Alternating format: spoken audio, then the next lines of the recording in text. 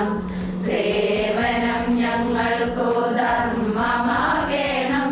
സേവനം ഞങ്ങൾക്കിന്ന് അഭിമാനമാകാൻ. ജീവിതനാഥാനുഗ്രഹമേകു ജഗദീശ രക്ഷിക്കാൻ ഞങ്ങളെ എന്നും. മഹിതമാം ഭക്തിരന്താനമിന്നേകി മനതാരിലെന്നും വിളങ്ങട്ടെ ഭക്തി. സ്ഥിരമായി വളരട്ടെ ഞങ്ങളിൽ ഭക്തി. സമഭാവ സർഗങ്ങൾ തന്നിലൊഴുക്കി ഹൃദയങ്ങൾ സ്നേഹാദ്രസാഗരമാക്കി കൈകോർത്തു യോജിച്ചു മുന്നോട്ടു പോകാൻ സകലേശ ഞങ്ങൾക്കു സൽബുദ്ധിയേകു. ജഗദീശ രക്ഷിക്കാൻ ഞങ്ങളെ എന്നും.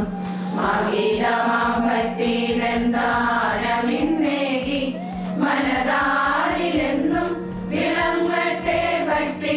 സ്ഥിരമായി വളരട്ടെ ഞങ്ങളിൽ ഭക്തി.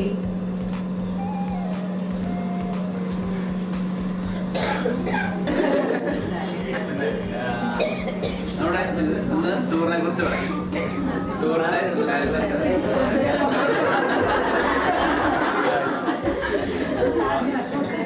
പറയണ്ടേ, ടൂറിന്റെ കാര്യം പറയണ്ടേ?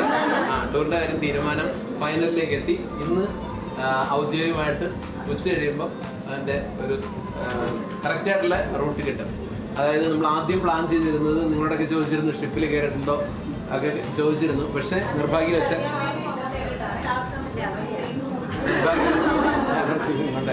നിർഭാഗ്യവശാൽ ഒരേ സമയം നമുക്ക് ഷിപ്പിൽ അത്രയും പേർക്ക് കയറാനുള്ള ടിക്കറ്റുകൾ അവൈലബിൾ അല്ല. ഒരു 20 പേര് 30 പേര് ഒക്കെ എല്ലാ ദിവസവും, ഏതാണ്ട് മാർച്ച് 15 വരെ നമ്മൾ അന്വേഷിച്ചിട്ടും അതിനകത്ത് ഒരു ദിവസം ഒരു 5 പേർക്ക് അല്ലെ 10 പേർക്ക് 20 പേർക്കുള്ള വേക്കൻസി ഉള്ളൂ. ബാക്കിയൊക്കെ ആൾക്കാർ ഓൺലൈനിൽ നേരത്തെ തന്നെ ബുക്ക് ചെയ്ത് പോയി. അപ്പോൾ നമുക്ക് അതിനുള്ള സാധ്യതകളില്ല. നമ്മൾ ആദ്യം പ്ലാൻ ചെയ്ത് ഒരു 4-5 മണിക്കൂർ കടലിൽ തന്നെ പോകുന്ന രീതിയിലുള്ള കപ്പലിൽ ഉള്ള ഒരു ട്രിപ്പ്. അത് നമ്മുടെ ഒരു പ്രൈവസിയിൽ പോകാൻ വേണ്ടിയിട്ടാണ് പ്ലാൻ ചെയ്തത്. അതുകൊണ്ടാണ് അതിന് വേണ്ടി ഇത്രയും ദിവസം വെയിറ്റ് ചെയ്തത്. അപ്പം മാർച്ച് 15 വരെ നോക്കിയിട്ട് കിട്ടാത്തതുകൊണ്ടാണ് ഇത് ക്യാൻസൽ ചെയ്തത്. പകരം നമ്മൾ പോകുന്നത്, നിങ്ങൾ പറയും ഇത് ഞാൻ 4ാം ക്ലാസ്സിൽ പഠിച്ചുകൊണ്ടിരുന്നപ്പം പോയ സ്ഥലമാണ്, അല്ല 2ാം ക്ലാസ്സിൽ പഠിച്ചുകൊണ്ടിരുന്ന പോയ സ്ഥലമാണ്, അതുകൊണ്ട് ഞാൻ പോരുന്നില്ല എന്നൊന്നും പറയണ്ട. കാരണം നമ്മൾ 4ാം ക്ലാസ്സിൽ പഠിച്ചുകൊണ്ടിരുന്ന ക്ലൈമറ്റും സാഹചര്യങ്ങളല്ല ഇപ്പോൾ ഇന്നുള്ളത്. ജില്ലാ ടൂറിസം പ്രൊമോഷൻസ് അവരുമായിട്ട് ബന്ധപ്പെട്ടിട്ടാണ് നമ്മളിത് പാക്കേജ് പ്ലാൻ ചെയ്യുന്നത്. പോകുന്ന റൂട്ടിൽ തേക്കടിയുണ്ട്, അവിടുന്ന് ബോട്ടിംഗ് ഉണ്ട്, പിന്നെ കുട്ടിക്കാനുണ്ട്, അവിടെ ഒരു ക്യാമ്പ് ഫയർ ഉൾപ്പെടെയുള്ള സംവിധാനങ്ങളെല്ലാം വളരെ വിപുലമായ രീതിയിലാണ് പ്ലാൻ ചെയ്തിരിക്കുന്നത്. പക്ഷേ അത് നമുക്ക് 2 ട്രിപ്പായിട്ടേ പോകാൻ പറ്റുള്ളൂ. ഒരേ സമയം നമുക്ക് അത്രയും പേർക്ക് കട അടച്ചിട്ടിട്ട് പോകാനുള്ള സംവിധാനങ്ങളൊന്നുമില്ല. കാരണം ഈ ദിവസങ്ങളിൽ ഹർത്താലോ മറ്റു കാര്യങ്ങളൊന്നും ഇല്ലാത്തതുകൊണ്ട് 2ആയിട്ട് പോകേണ്ടി വരും. അപ്പോൾ നമ്മൾ ഓരോ സെക്ഷൻ്റെയും പപ്പാതിയാണ്. അപ്പോൾ നിങ്ങളുടെ ഗ്രൂപ്പിനകത്ത് ഇപ്പോൾ നിങ്ങൾക്ക് വിഷമം ഉണ്ടാവും. ഇപ്പോൾ റണ്ണിങ് മെറ്റീരിയലാണെങ്കിൽ അത് 2ആയിട്ട് മാറ്റും. 2ആയിട്ട് മാറ്റുമ്പോൾ അമ്പിളി ഒരു വിഭാഗം, ടീന വേറൊരു വിഭാഗമൊക്കെ ചിലപ്പോൾ വന്നെന്ന് വരാം. അത് അല്ല, ഞാനൊരു ഉദാഹരണം പറഞ്ഞെന്നുള്ളൂ. അപ്പം അതുകൊണ്ട് ഞങ്ങൾക്ക് ഒന്നിച്ച് പോകണം എന്ന് വാശി പിടിക്കരുത്. നമുക്കത് പരമാവധി അങ്ങനെ ഒന്നിച്ചാക്കാൻ ശ്രമിക്കാം. അല്ലാതെ ഗ്യാരണ്ടി പറയാനില്ല.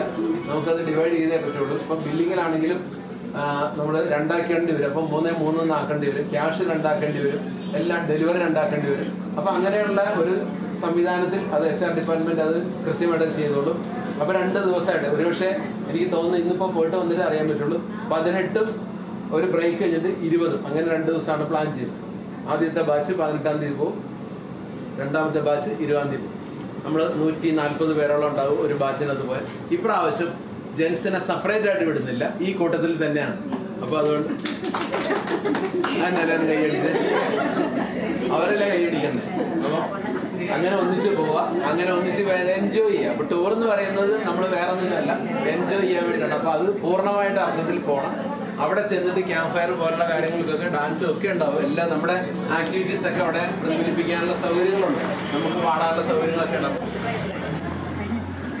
അപ്പം അങ്ങനെയൊക്കെയാണ് നമ്മൾ പ്ലാൻ ചെയ്തിരിക്കുന്നത്. അതിൻ്റെ വിശദാംശങ്ങളൊക്കെ അടുത്ത ദിവസങ്ങളിൽ നേരിട്ടൊക്കെ നിങ്ങൾ കാണുമ്പോൾ ചോദിച്ചാൽ മതി, നമുക്കത് പറയാം. അങ്ങനെ പോകുമ്പോൾ 2 ബസ് ലേഡീസ് ആയിരിക്കും, 1 ബസ് ജെൻസ് ആയിരിക്കും. അങ്ങനെ 3 ബസ്സായിരിക്കും ആദ്യത്തെ ദിവസം പോകുന്നത്. അത് കഴിഞ്ഞ് 1 ദിവസത്തെ ഗ്യാപ്പ് ഇട്ടിട്ട് അടുത്ത ദിവസം പോകും.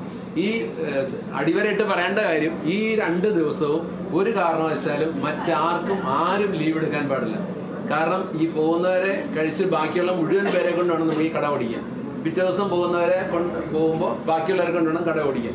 അപ്പോൾ കടയ്ക്ക് യാതൊരു ബുദ്ധിമുട്ടും ഉണ്ടാവരുത്. കാര്യങ്ങളെല്ലാം വളരെ സ്മൂത്തായിട്ട് തന്നെ പോകണം. ആളുടെ എണ്ണത്തിൽ ഇത്തിരി കുറവ് വരും എന്ന് മാത്രമേ. പക്ഷെ നമുക്ക് ഓഫ് സീസൺ ആയതുകൊണ്ട് നമുക്ക് മാനേജ് ചെയ്യാൻ പറ്റും. അപ്പോൾ അതിന് വിലങ്ങുതടിയായിട്ടുള്ള ഒരു പരിപാടികൾ നിങ്ങൾ പ്ലാൻ ചെയ്യരുത്. 18ഉം 20ഉം, അതായത് എനിക്ക് തോന്നുന്നു 18 മുതൽ ഒരു 22 വരെയുള്ള ദിവസങ്ങളൊക്കെ നിങ്ങൾ ബ്ലോക്ക് ചെയ്തില്ല. ഇപ്പോൾ തന്നെ ആ ദിവസങ്ങളിലേക്ക് മറ്റൊന്നും നിങ്ങൾ പ്ലാൻ ചെയ്യരുത്. പ്ലാൻ ചെയ്താൽ അയ്യോ അത് എൻ്റെ അനിയത്തിയുടെ കല്യാണമാണ് അല്ലെങ്കിൽ കൂട്ടിക്കൊണ്ടുപോക്കാണ്, ഇങ്ങനെയുള്ള പല കാര്യങ്ങളും അതിനകത്ത് വരും. അപ്പോൾ നിങ്ങളത് പ്ലാൻ ചെയ്ത് അതിനെ ക്രമീകരിച്ച് മാറ്റേണ്ടി വരും.